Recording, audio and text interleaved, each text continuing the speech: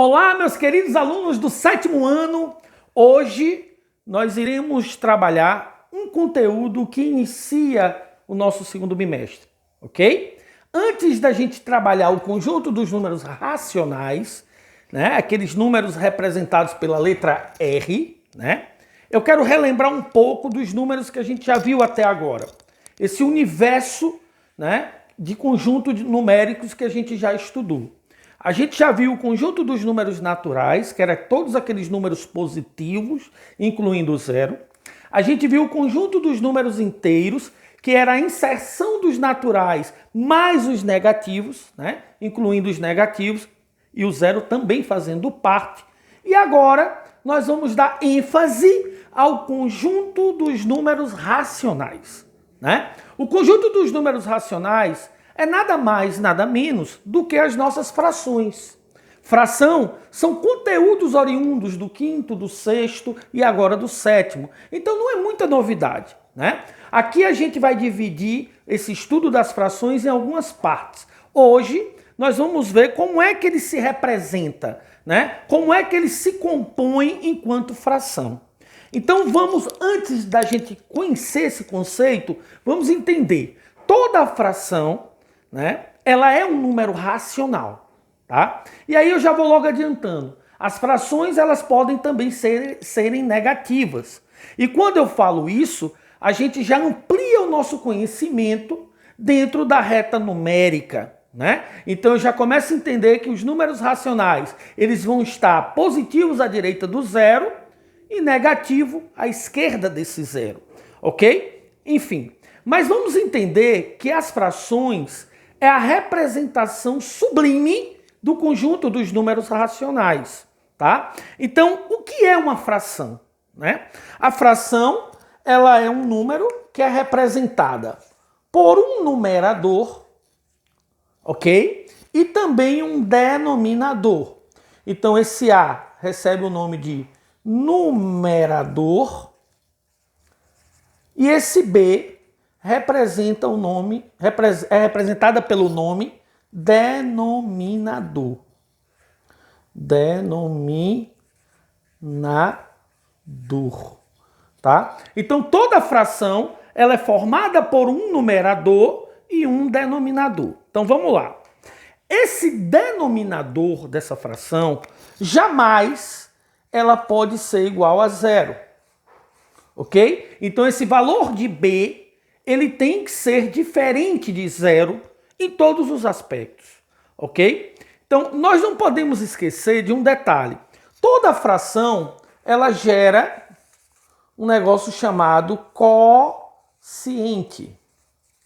Então, essa nomenclatura, quociente, ela vai aparecer demais agora, né, no estudo dos números racionais. Quociente é o mesmo que divisão.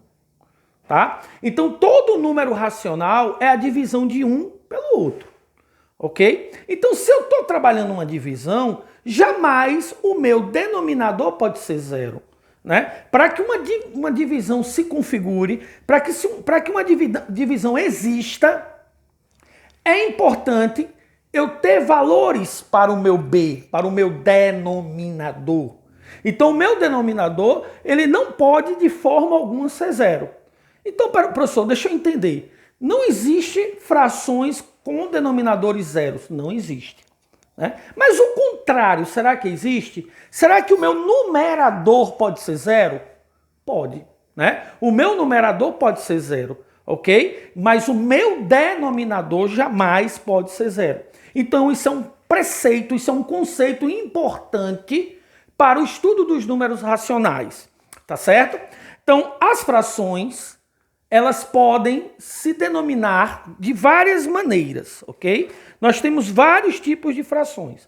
Nós temos a fração irredutível, né? Nós temos a fração mista e nós temos a fração que a gente chama de fração normal, né? Que ela não é nem mista nem irredutível, ok? Então vamos entender esses três conceitos, tá? Então, por exemplo, quando você tem, por exemplo, 160 sobre 100, então você tem aqui uma fração, né, que que é uma fração simples, né? Essa fração ela está aí sem nenhuma transformação, sem nenhuma equivalência, ok? Então essa fração ela vai se denominar como sendo uma fração simples, uma fração conhecida no nosso dia a dia, onde o seu numerador é 160 e o seu denominador é 100.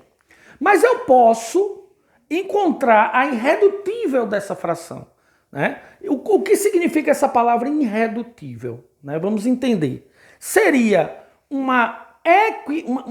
seria eu encontrar a equivalência dessa fração dividindo o meu numerador e o meu denominador pelo mesmo número, tá certo? Então, por exemplo, se eu dividisse esse meu numerador aqui por 10, um exemplo, eu teria que dividir também o meu denominador por 10. Então, eu estava obtendo uma fração equivalente.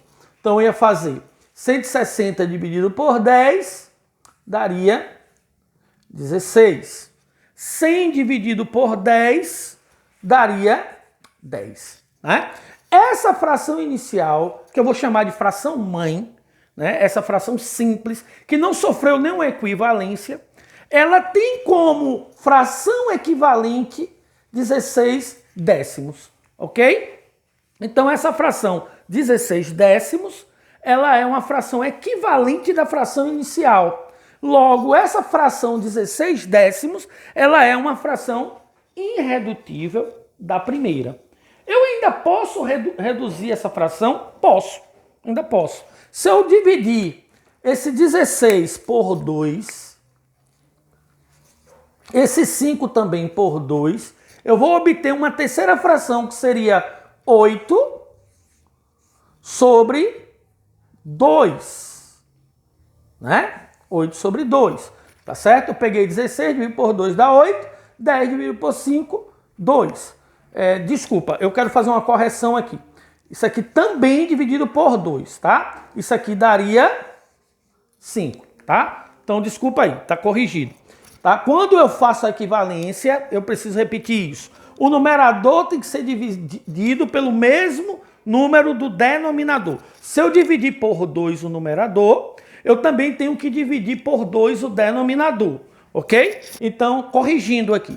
16 dividido por 2 é 8 e 10 dividido por 2 é 5. Então, eu obtive uma terceira fração equivalente à primeira, ou seja, 8 quintos. Essa fração 8 quintos é o que eu vou chamar de fração irredutível. Ou seja, ela não sofre mais nenhum tipo de redução. Por que ela não sofre? Porque não há um número que divida o meu numerador e o meu denominador ao mesmo tempo.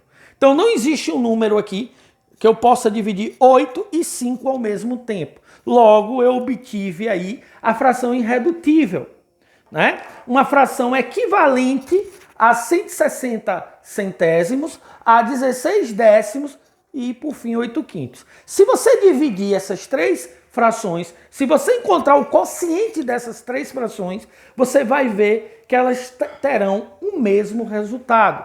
Por que elas terão o mesmo resultado? Porque elas são equivalentes, né? Elas vão obter um resultado igual, né? Então eu digo que uma fração ela é equivalente quando ela tem esse mesmo resultado. E vou obtendo a sua irredutível, né? Através da regra do cancelamento, também a gente pode chamar assim. A regra do cancelamento é aquela regra onde você vai encontrar um número que divide o numerador e o denominador ao mesmo tempo, né? Até chegar o nosso objetivo final, que é a fração irredutível, ok? Eu vou para um terceiro tipo de fração, que é a fração mista, tá? E eu vou trabalhar ela aqui nesse cantinho, ok?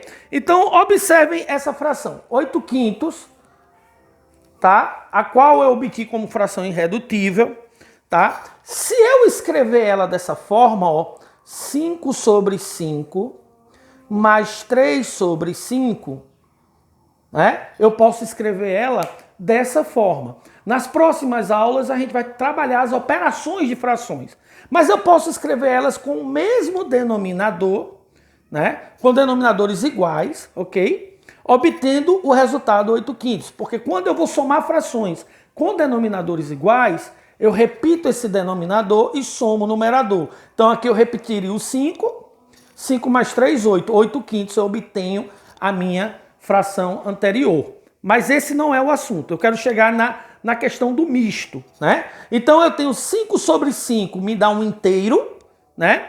E sobra 3/5, né? Então eu posso escrever 8/5 dessa forma, um inteiro de 3/5. Então seria uma representação dessa fração irredutível que eu obtive aqui de forma mista, tá? De forma mista. Então eu tenho aí 3 tipos de frações. A fração considerada normal, né? Uma fração normal, que seria essa inicial, obtendo a sua equivalência através da regra do cancelamento, chegando até a fração irredutível. A partir da fração irredutível, eu posso encontrar a nossa fração mista. Fração mista. Essa fração mista, ela sempre vai ser o composto de um inteiro com a fração, do jeito que está aqui, ó. Um inteiro de 3/5, ok? Então, hoje, a aula de hoje, ela se baseia nessa composição do que é um número racional, do que é uma fração, né? Lembrando que toda fração é um número formado por um numerador e um denominador. Esse denominador jamais poderá ser zero. E dentre as várias classificações de frações, a gente viu hoje essa fração normal, vamos dizer assim. Nós temos a fração equivalente, né? A fração irredutível e a fração que pode ser escrita de forma mista, ok? Eu vou deixar lá no chat atividades para a gente debater, tirar dúvidas nessa parte 1 sobre frações, ok? Então um grande abraço e até a próxima aula.